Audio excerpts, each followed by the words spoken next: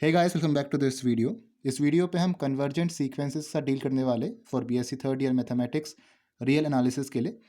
तो इससे पहले वाली वीडियो पे हमने लिमिट ऑफ अ सीक्वेंस पढ़ा था, तो वो वीडियो आपका इंपॉर्टेंट है। कन्वर्जेंट सीक्वेंस को पढ़ने से पहले आपके जो लिमिट ऑफ अ सीक्वेंस के कंसेप्ट है वो आपके क्लियर होने चाहिए। तो वीडियो का लिंक मैंने आपको नीचे डिस्क्रिप्शन बॉक्स में दिया है, अगर आपने नहीं देखी है वीडियो तो आप देख सकते हो। तब आपको जो कन्वर्जेंट सीक्वेंसेस के जो ये थ्योरम्स है, कॉन्सेप्ट्स है, वो आपको यहाँ पर समझ में आएंगे। तो कन्वर्जेंट सीक्वेंस क्या है, क्या डेफिनेशन लिखी है? A sequence S N is set to be converge to a number L. कोई सीक्वेंस है वो आपके कोई नंबर एल पे कब कन्वर्ज करेगा? If for any given epsilon greater than zero there exist a positive integer M. किसी epsilon कोई नंबर है जो आपके जीरो से ग्रेटर होगा, तो उसके लिए आपका एक पॉजिटिव इंटीजर एम एग्जिस्ट कर रहा है, such that modulus of S N minus L is less than epsilon for all N greater than equals to M. N की वैल्यू एम या एम से ग्रेटर के लिए आपके पास जो एस एन माइनस एल का मॉड्यूलस है वो आपका लेस देन एप्सिलॉन है। और जो एप्सिलॉन की वैल्यू है वो डिपेंड कर रही है किसमें? वो आपकी एम पे डिपेंड यहाँ पर कर रही है। तो जब आपका ऐसा केस होगा तो जो नंबर एल है इसको हम कहेंगे limit of the sequence, and we write like this S N tends to L. जहाँ पर आपका जो नेचुरल नंबर है वो इन्फिनिटी को टेंड कर रहा है, या हम ऐसे लिख सकते हैं limit N tends to infinity S N equals to L. अब ये जो डेफिनेशन है ये आपको लिमिट ऑफ अ सीक्वेंस जैसी ही लग रही होगी, क्योंकि डिट्टो आपकी जो limit of a sequence definition है सेम डेफिनेशन आपकी कन्वर्जेंट सीक्वेंस की भी है।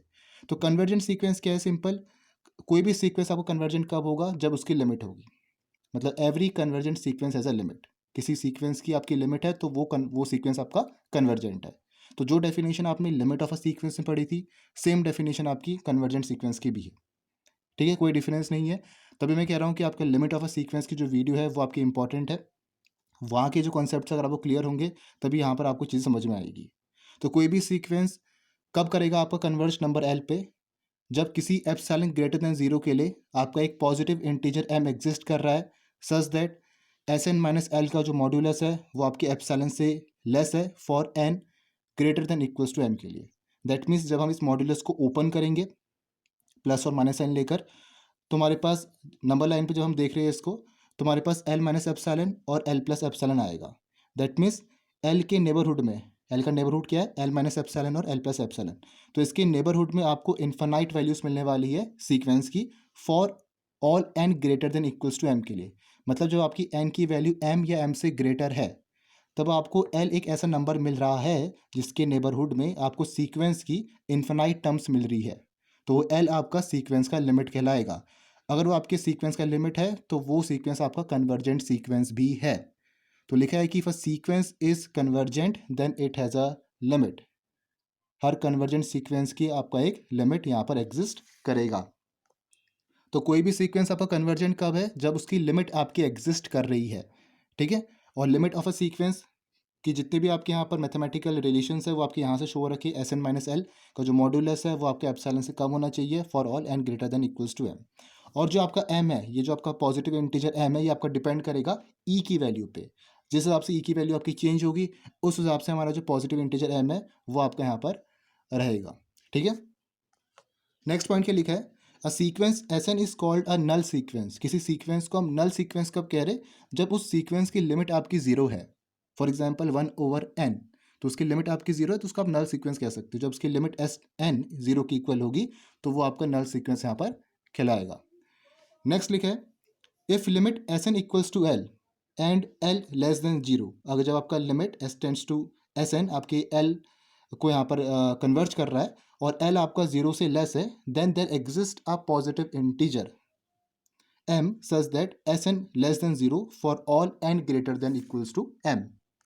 इसका मतलब क्या है कि जब आपके सीक्वेंस sn की लिमिट l है और l आपका जीरो से लेस है, तो ऐसे केस के लिए आपका एक पॉजिटिव इंटीजर m एग्जिस्ट कर रहा है सच दैट कि जो आपका सीक्वेंस है वो लेस देन जीरो है for all n greater than equals to m।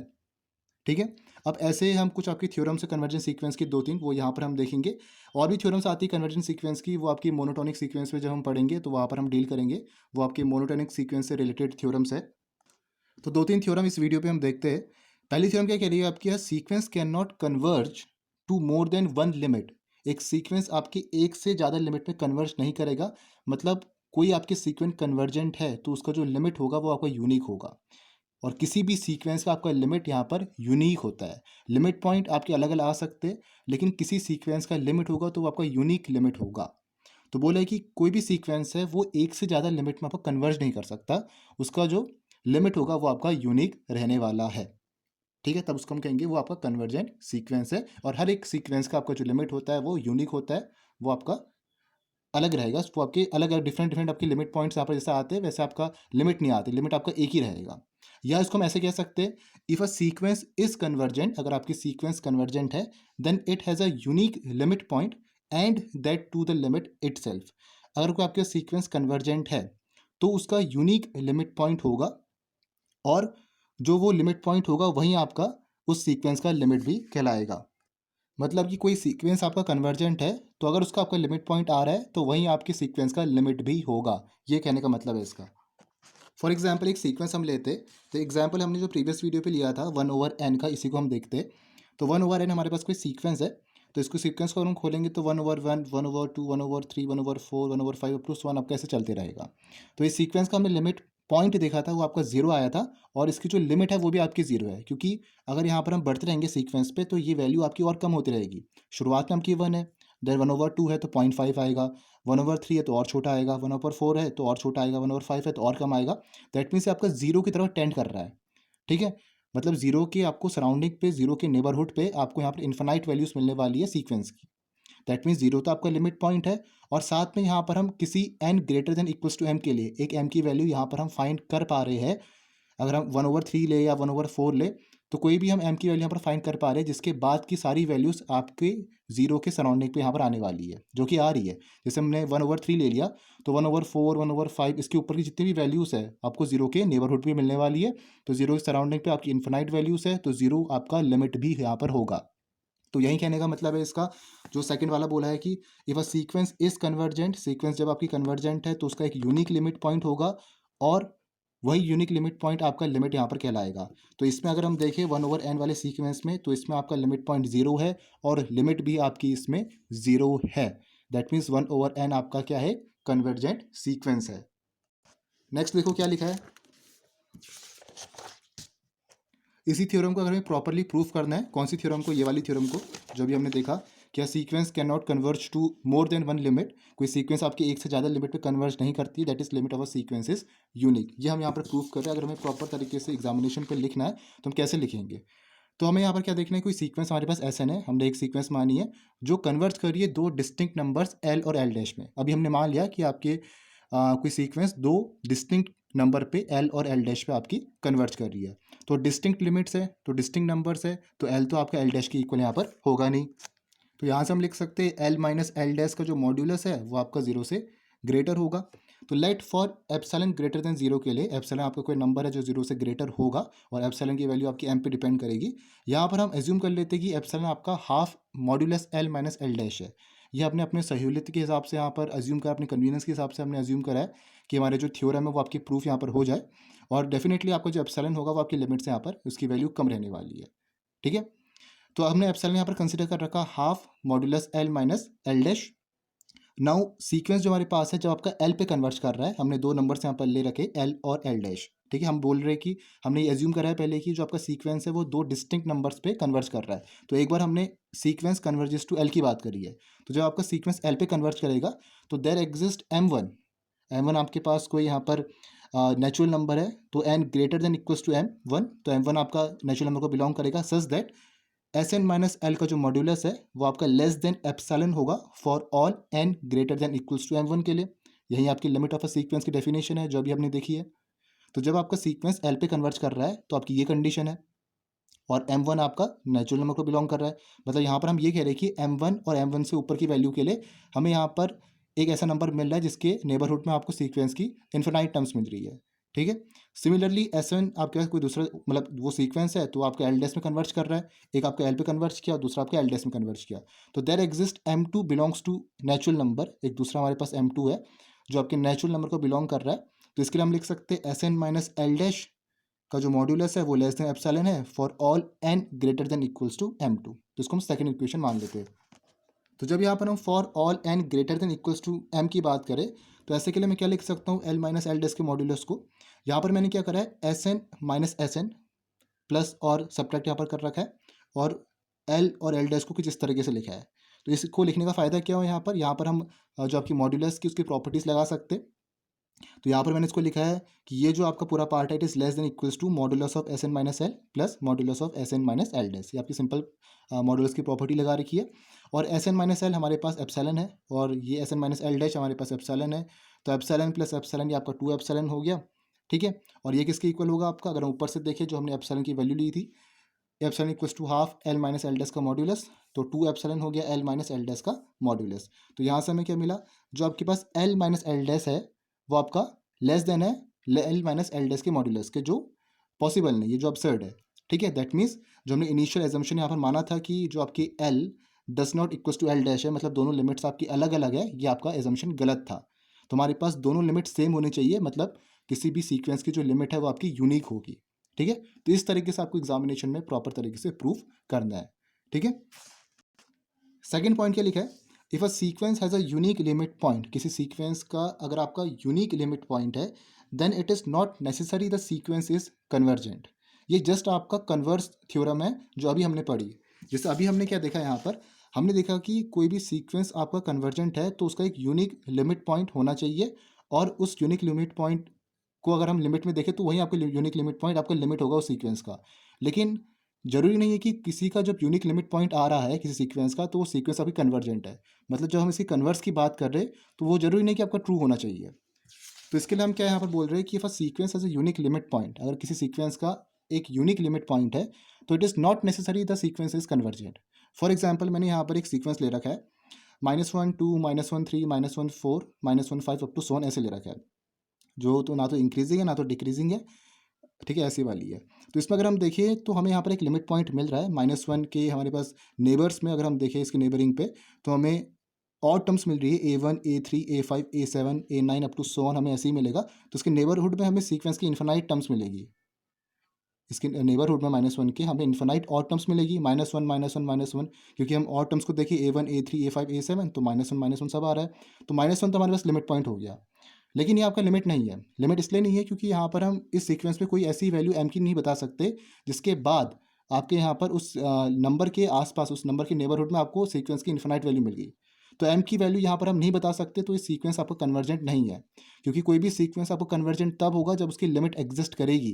तो उसका लिमिट है ही नहीं यहाँ पर इस सीक्वेंस पे, तो ये सीक्वेंस आपका कन्वर्जेंट नहीं है। आप -1 को हटा करके 1 भी ले सकते थे, उसमें भी आप देखते तो 1 आपके लिमिट पॉइंट होता है, लेकिन 1 आपका लिमिट नहीं होता, क्योंकि यहाँ पर हमें कोई ऐसी वैल्यू नहीं मिलेगी m की जिसके ऊपर हम ये बता सके कि उस नंबर के नेबरहुड में आपको इन्फिनाइट वैल्यूज मिलने वाली है सीक्वेंस की। तो -1 आपका लिमिट पॉइंट है, लेकिन वो लिमिट नहीं है, तो इसलिए वो आपका सीक्वेंस कन्वर्जेंट नहीं होगा।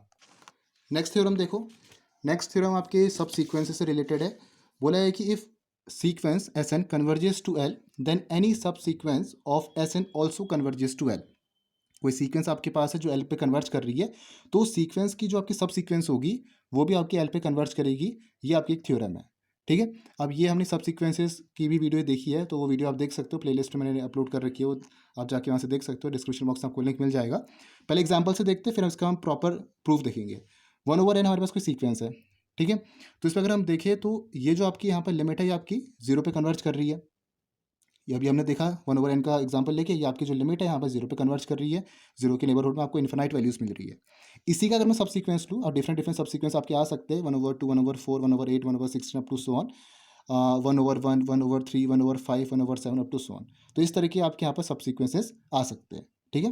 अब बस आपको ये ध्यान देना है कि आपके जो ऑर्डर है वो प्रिजर्व होना चाहिए। ये हमने सब सीक्वेंस से डील किया था कि आपके जो ऑर्डर है सब सीक्वेंस का वो प्रिजर्व होना चाहिए, तभी आपका उस सीक्वेंस का सब सीक्वेंस कहलाएगा। तो हम यहाँ पर कोई 1-2 सब सीक्वेंस मान लेते हैं। तो इसका अगर जो लिमिट है आपकी 0 पे कन्वर्ज कर रही है, तो इसी का हमने कुछ पार्ट ले रखा है, तो वो भी क्या करेगा, आपको 0 पे कन्वर्ज करेगा। जैसे इसमें आप देखो 1/2 1/4 1/8 1/16, इसको अगर हम नंबर लाइन पे देखें तो ये भी आपका 0 की तरफ टेंड ही करेगा। ये 0.5 ये आपका और छोटा बन रहा है, ये आपका और छोटा बनेगा, ये और छोटा बनेगा, तो फाइनली ये आपका 0 की तरफ ही जाएगा। दैट मीन्स हमें यहाँ पर एक m की एक ऐसी वैल्यू मिल रही है, जैसे फॉर एग्जांपल मैंने 1/4 मान लिया, तो मैं कह सकता हूँ कि 1/4 के बाद मुझे एक ऐसी वैल्यू मिल रही है जिसके नेबरहुड में आपको सीक्वेंस की इन्फिनाइट वैल्यूज मिलने वाली है, तो वो नंबर आपका लिमिट हो जाएगा। इसमें भी आपका ऐसे ही हो रहा है, इसमें भी आपका ऐसे ही हो रहा है। तो हम कह सकते हैं कि इस सीक्वेंस का जो सब सीक्वेंस है वो भी आपका उसी लिमिट में कन्वर्ज करेगा जो आपका सीक्वेंस के यहाँ पर जो लिमिट इसमें आपका कन्वर्ज वो कर रहा है। तो ये अगर आपका 0 पे कन्वर्ज कर रहा है तो ये सब सीक्वेंस भी आपका यहाँ पर 0 पे ही कन्वर्ज करने वाला है। ये आपका यहाँ पे एग्जाम्पल था। प्रॉपर तरीके से देखते कैसे हम करेंगे। माना कि लेट एस एन के बी एनी सब सीक्वेंस, एस एन के हमारे पास कोई सब सीक्वेंस है एस एन की। अगर आपको सब सीक्वेंसेस में कोई प्रॉब्लम है तो आप वीडियोस देख सकते हो, मैंने बना रखी है सब सीक्वेंस की, वीडियो का लिंक आपको नीचे मिल जाएगा। तो एस एन के आपके पास कोई सब सीक्वेंस है इस सीक्वेंस का, if n1 n2 n3 up to n k are positive integer such that n1 less than n2 less than up to n k. ये आपके इसलिए लिखा है क्योंकि ऑर्डर आपका सब सीक्वेंस में प्रिजर्व होना चाहिए। तो हमने क्या अज्यूम कर रखा है यहाँ पर कि एस एन के आपके पास सब सीक्वेंस है इस सीक्वेंस की। तो अगर आपके पास ये इंटीजर्स है उस सीक्वेंस पे n1 n2 n3 up to n के पे, तो अब इसको हम कुछ ऐसा लिख सकते हैं क्योंकि हमें यहाँ पर जो ऑर्डर है सीक्वेंस का वो आपका प्रिजर्व होना चाहिए सब सीक्वेंस में, तभी आपका उस सीक्वेंस का सब सीक्वेंस कहलाएगा। तो अगर हमारे पास ये यहाँ पर है तो बाय मैथमेटिकल इंडक्शन PMI से हम ये लिख सकते हैं कि जो n1 है it is greater than equals to 1। तो जो इंप्लाई करता है कि जो एन के होगा वो भी आपका ग्रेटर देन इक्वल्स टू के होगा। अगर मैं मानता हूँ कि n1 आपका ग्रेटर देन इक्वल्स टू 1 है तो जो एन के है वो भी आपका ग्रेटर देन इक्वल्स टू के होगा। ये आपका प्रूफ हो रखा भाई प्रिंसिपल ऑफ मैथमेटिकल इंडक्शन जो आपने क्लास 11th में पढ़ा हुआ है। वो आपको प्रूफ करने की जरूरत नहीं है, आप डायरेक्टली यहाँ पर लिख सकते हो कि n1 अगर आप 1 से ग्रेटर है तो एन के भी आपका यहाँ पर ग्रेटर देन इक्वल्स टू के होने वाला है। ठीक है, तो जब आपका सीक्वेंस एल की तरफ कन्वर्ज कर रहा है so given epsilon greater than 0 के लिए there exist a positive integer m such that, जब आपका सीक्वेंस एल पे कन्वर्ज करेगा तो फॉर एप्सिलॉन ग्रेटर देन 0 के लिए हमारे पास एक पॉजिटिव इंटीजर m एग्जिस्ट कर रहा है, जिसको मैं कैसे लिख सकता हूँ, एस के माइनस एल का जो मॉड्यूलस है it is less than epsilon for all K greater than equals to m। That means ये बता रहा है कि m या m से ऊपर के लिए आपका जो सीक्वेंस है ये आपकी कन्वर्जेंट है। ठीक है, हमें एक ऐसी वैल्यू मिल जाएगी जिसके नेबरहुड में आपको सीक्वेंस की इन्फिनाइट वैल्यूज मिलने वाली है। तो ये तो सीक्वेंस की बात है। For k greater than equals to m, जब आपका k की value greater than equals to m है तो हमारे पास एन के, जब हम सब सीक्वेंस की बात कर रहे हैं एन के हमारे पास ग्रेटर देन इक्वल्स टू के है जो यहाँ से आपका आ रखा, और के हमारा greater than equals to m है, मतलब के आपका इनके बीच में लाई कर रहा है। एन के जो एन के है वो तो आपका ग्रेटर देन इक्वल्स टू के है, और जो के है it is greater than equals to m। That means यहाँ से मैं ये लिख सकता हूँ जो आपके पास एस एन के है दैट मीन्स सब सीक्वेंस, ऊपर हम सीक्वेंस की बात कर रहे थे नीचे हम सब सीक्वेंस को प्रूव कर रहे हैं। तो जो आपका सब सीक्वेंस है S N K minus L का जो मॉड्यूलस है it is less than epsilon for all N K greater than equals to M. ये कहाँ से आया, यहाँ से आया direct, N K greater than equals to M. तो यहाँ पर आपको ये बता रहा है कि जो सब सीक्वेंस है ये भी आपका एल पे ही कन्वर्ज करने वाला है। अब नेक्स्ट थ्योरम देखते हैं, लास्ट थ्योरम इसमें, every convergent sequence is bounded. हर एक कन्वर्जेंट सीक्वेंस आपकी बाउंडेड है। फॉर एग्जाम्पल हमने यहाँ पर 1/n लिया था, इसमें हमने बात करी थी, तो ये सीक्वेंस है आपके पास एक बाउंडेड सीक्वेंस है। इसका अपर बाउंड क्या है आपका 1 है, लोअर बाउंड आपका 0 है, मतलब कम से कम ये 0 तक जा सकता है आपका, ज़्यादा से ज़्यादा 1 तक जा सकता है। 1 से शुरू हो रहा है और जहाँ तक रहा है 0 तक जा रहा है, तो 0 और 1 आपका लोअर बाउंड अपर बाउंड यहाँ पर हो गया है।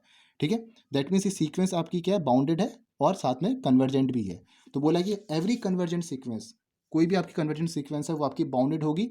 लेकिन एक और आपका यहाँ पे लिखा है नॉट कन्वर्सली, लेकिन मतलब कि अगर आपकी कोई सीक्वेंस बाउंडेड है तो जरूरी नहीं है कि वो आपकी वो सीक्वेंस कन्वर्जेंट होगी। ये अभी हम देखेंगे, पहले इसको हम प्रूफ कर लेते कि एवरी कन्वर्जेंट सीक्वेंस आपकी बाउंडेड है। तो लिखा है कि लेट एस एन बी ए सीक्वेंस, एस एन हमारे पास कोई सीक्वेंस है विच कन्वर्जेस टू एल, जो आपकी एल पे कन्वर्ज कर रही है, टेक एप्सिलॉन इक्वल्स टू 1। तो अगेन ये हमने अपने कन्वीनियंस के हिसाब से ले रखा है कि हमारा जो थ्योरम है ये इजी तरीके से इजी वे में यहाँ पर प्रूफ हो जाए। एप्सिलॉन आपका कुछ नहीं है, आपका कोई भी नंबर है जो आपका 0 से ग्रेटर हो सकता है। ठीक है, और एप्सिलॉन की जो भी आपकी वैल्यू है वो आपकी एम पे डिपेंड करने वाली है, या कह सकते हो एम आपका एप्सिलॉन पे डिपेंड करने वाला है।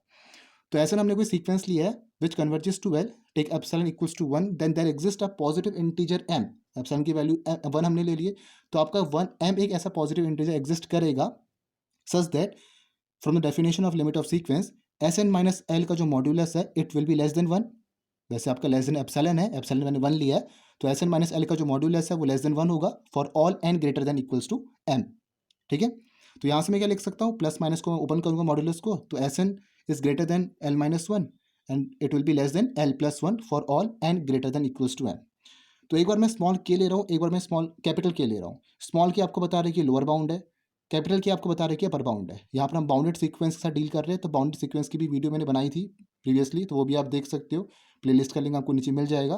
किसी भी वीडियो पे आपको कन्फ्यूजन है तो हमने ऑलरेडी जो भी कॉन्सेप्ट्स अभी हम पढ़ रहे हैं, ये हमने ऑलरेडी पहले डील कर दिए, जैसे बाउंडेड सीक्वेंस या limit of a sequence, limit point of a sequence, सब सीक्वेंस, ये आप प्रीवियस वीडियोस में जाके आप चेक कर सकते हो। ठीक है, तो जब हम यहाँ पर लोअर बाउंड की बात करें तो स्मॉल की मैं ले रहा हूँ, तो मिनिमम अगर हम इस सीक्वेंस की डील करें तो S1 S2 अप टू कहा जाएगा L-1, ये आपका लोअर बाउंड हो गया। इससे 0 आपका लोअर बाउंड हो गया। और कैपिटल के मैक्सिमम कहाँ तक जाएगा, S1 S2 up to L+1, ये आपका अपर बाउंड हो गया। जैसे अगर मैं 1/n की बात सीक्वेंस की बात करूँ तो उसमें आपका अपर बाउंड 1 हो गया, लोअर बाउंड 0 हो गया। तो इस तरीके से आपके यहाँ पर अपर बाउंड लोअर बाउंड हम देखते हैं। तो ऊपर मैंने लोअर बाउंड लिया, नीचे हमने अपर बाउंड लिया। ठीक है, मतलब इनके बीच में आपका लाई कर रहा है। That means Sn is greater than equals to small K, but it is less than equals to K. इससे तो ऊपर होगा लेकिन इससे कम होगा। तो लोअर बाउंड ये हो गया, अपर बाउंड आपका ये हो गया for all natural number n belongs to n। ठीक है, मतलब ये सीक्वेंस की आपका बाउंडेड है, क्योंकि हमने इसमें लोअर बाउंड फाइंड कर दिया और अपर बाउंड फाइंड कर दिया बिना एग्जांपल लिए। वैसे एग्जांपल आपको बता दिया मैंने 1/n का, लेकिन ऐसे आप डायरेक्टली यहाँ पर बता सकते हो। ठीक है, और एग्जामिनेशन पे आपको इस तरीके से ही करना है। एग्जाम्पल आप शो कर सकते हो, लेकिन आपको ये प्रॉपर चीज़ अब वो करनी पड़ेगी बीएससी एग्जामिनेशन पे। ठीक है, नेक्स्ट लिखा था converse of the above theorem is not true. इसका जो कन्वर्स है, इसका जो अपोजिट है वो आपका ट्रू नहीं है। मतलब अगर आपकी कोई सीक्वेंस बाउंडेड है तो इट इज़ नॉट नेसेसरी कि वो आपकी सीक्वेंस कन्वर्जेंट भी होगी। फॉर एग्जाम्पल मेरे पास -1n है, तो ये सीक्वेंस आपकी बाउंडेड है लेकिन कन्वर्जेंट नहीं है। तो यहाँ पर एग्जाम्पल देखो, ये आपका -1n के सीक्वेंस का एग्जाम्पल है। तो इसमें आप देखो कि इसमें आपका ये जो सीक्वेंस है बाउंडेड है, इसमें आपका जो लोअर लिमिट है वो आपका -1 है, मतलब लोअर बाउंड आपका -1 है और अपर बाउंड आपका 1 है। कम से कम -1 तक जाएगा, मैक्सिमम आपका 1 तक जाएगा। तो बाउंडेड सीक्वेंस तो है, लेकिन ये आपका कन्वर्जेंट नहीं है, क्योंकि माइनस आप इसमें कोई ऐसी m की वैल्यू आप बता नहीं सकते हो जिसके ऊपर आपको एक ऐसी वैल्यू मिल जाए, एक ऐसा नंबर मिल जाए जिसके नेबरहुड में आपको सीक्वेंस की इन्फिनाइट वैल्यूज़ मिलने वाली है। तो यहाँ पर -1 तो लिमिट पॉइंट है, लेकिन इसमें आपका क्या नहीं है, इसमें आपका कोई भी आपका लिमिट नहीं है, क्योंकि हमने अभी देखा कि आपके यहाँ पर किसी भी कन्वर्जेंट सीक्वेंस का एक ही लिमिट पॉइंट होगा और वहीं आपके लिमिट पॉइंट लिमिट कहलाएगा। ठीक है, तो ये जो आपका यहाँ पर सीक्वेंस है, ये आपका बाउंडेड सीक्वेंस तो है, लेकिन ये आपका सीक्वेंस कन्वर्जेंट नहीं है, क्योंकि दो लिमिट पॉइंट आपकी एग्जिस्ट कर रही है। और साथ ही साथ यहाँ पर हम कोई ऐसी m की वैल्यू नहीं बता सकते इस सीक्वेंस पे जिसके बाद हम ये कहें कि इस नंबर के नेबरहुड में आपके सीक्वेंस की इन्फिनाइट टर्म्स मिल रही है। तो इसमें आप इस सीक्वेंस में आप नहीं बता सकते। दैट मीन्स -1n जो सीक्वेंस है, ये आपका यहाँ पर बाउंडेड है लेकिन कन्वर्जेंट नहीं है। तो इसका कन्वर्स आपका यहाँ पर ट्रू नहीं है हर बार। इट इज़ नॉट नेसेसरी कि इसका कन्वर्स आपका ट्रू हो। ठीक है, तो ये कुछ थ्योरम्स हमने डिस्कस करी है। नेक्स्ट वीडियो पे आपकी और भी थ्योरम्स आएगी जो आपकी मोनोटोनिक सीक्वेंस के अंदर है, क्योंकि मोनोटोनिक सीक्वेंसेस में भी आपके 2-3 थ्योरम्स है जो कन्वर्जेंट सीक्वेंस से रिलेटेड है। तो वो हम जब मोनोटोनिक सीक्वेंस पढ़ेंगे तो उसमें हम डिस्कस करेंगे। नेक्स्ट वीडियो पे हम देखने वाले हैं आपके डाइवर्जेंट सीक्वेंस क्या होता है, फिर आपके ऑस्किलेटरी सीक्वेंस क्या होंगे, फिर मोनोटोनिक सीक्वेंस क्या होता है। उसके बाद हम कन्वर्जेंट सीक्वेंस के कुछ एग्जाम्पल्स यहाँ पर देखेंगे। फिर आपके यहाँ कॉची सीक्वेंस आते हैं, तो 2-3 टॉपिक्स और है। तो 6-7 वीडियोस में आपका ये जो सीक्वेंस वाला चैप्टर है ये आपका कंप्लीट यहाँ पर हो जाएगा। ठीक है, तो मिलते हैं नेक्स्ट वीडियो पे। Thank you for watching this video.